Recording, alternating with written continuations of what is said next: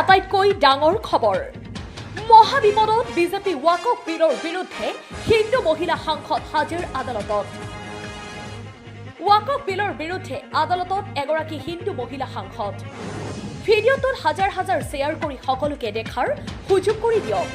ওয়াকফ বিলৰ বিৰুদ্ধে হিন্দু মহিলা সাংসদক আদালতত দেখি থৰথৰকৈ কঁপিছে বিজেপিয়ে হয় এই মুহূৰ্তৰ আটাইতকৈ ডাঙৰ খবৰ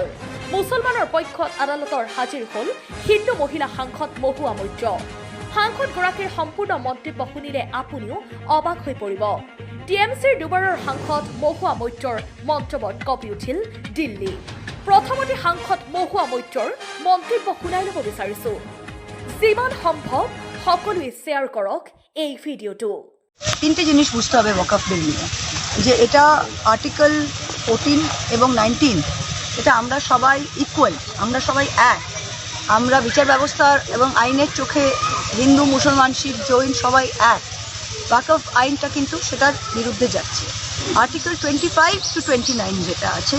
যে সবার নিজের নিজের ধর্ম ফলো করার অধিকার আছে এবং নিজের নিজের ধার্মিক প্রতিষ্ঠান যেগুলো আছে সেটার রক্ষণাবেক্ষণ সেটা দেখাশোনা করার অধিকার আপনার আছে আপনার যেরকম মন্দির রক্ষণ করা আছে মুসলমানদেরও সেরকম মসজিদ আছে ওয়াকফ জিনিসটা কি ওয়াকফ জিনিসটা হচ্ছে একটা ট্রাস্ট এটা আল্লাহর নামে কিন্তু যে ওয়াকিফ সে কিন্তু ট্রাস্টি নয় ওয়াকফ হচ্ছে এটা আল্লাহর নামে এবং যে ওয়াকিফ সে দেখা হয় সেটা হয় আপনার যেটা মুত্তেবাড়ি যেগুলো হয় তারা দেখাশোনা করে ওয়াকফ সম্পত্তিটা আচ্ছা এই আইনটা কি করা হচ্ছে এই আইনে বলা হচ্ছে যে আপনাকে প্রথমে ওয়াকফকে জমি দিতে হলে আপনি জমি দিতে চান আমি জমি দিতে চাই অনেক হিন্দু জমিদার ছিল যাদের অনেক সম্পত্তি ছিল তাদের যদি জমিতে গরিব মুসলমানরা থাকতেন তিনি তাদের কবরস্থানের জন্য জমি দান করতেন এই আইনটা কি বলছেন যে না ওয়াকফকে কোনো হিন্দু বা কোনো নন মুসলমান জমি দান করতে পারে না আর যদি মুসলমানও দান করে আপনাকে দেখাতে হবে যে আপনি 5 বছর ধরে ইসলাম ধর্ম পালন করছেন আচ্ছা ইসলাম ধর্ম পালন করার প্রমাণটা কি যে আপনি রোজা রাখেন অনেক মুসলমান আছে যে রোজা রাখে না যে আপনি দাড়ি রাখেন তবে আপনি মুসলমান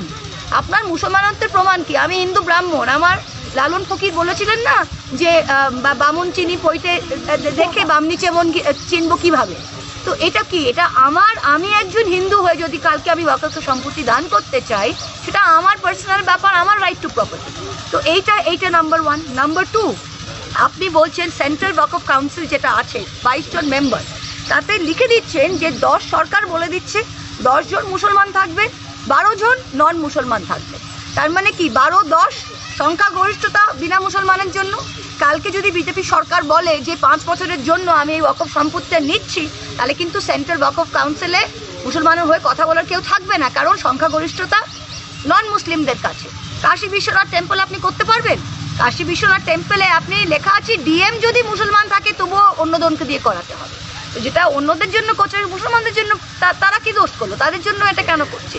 এইটা খালি ওদের ভয় দেখাবার জন্য প্রত্যেকটা জিনিসে এই ওয়াকফ বিল যেটা right to equality right two religious prosperity এই জিনিসটা নষ্ট করেছে এবং এটা অসাংবিধানিক এটার বিরুদ্ধে যারাই গেছে সুপ্রিম কোর্টে এবং আমিও আজকে রাত্রির মধ্যে ফাইল করছি আমার পেটিশন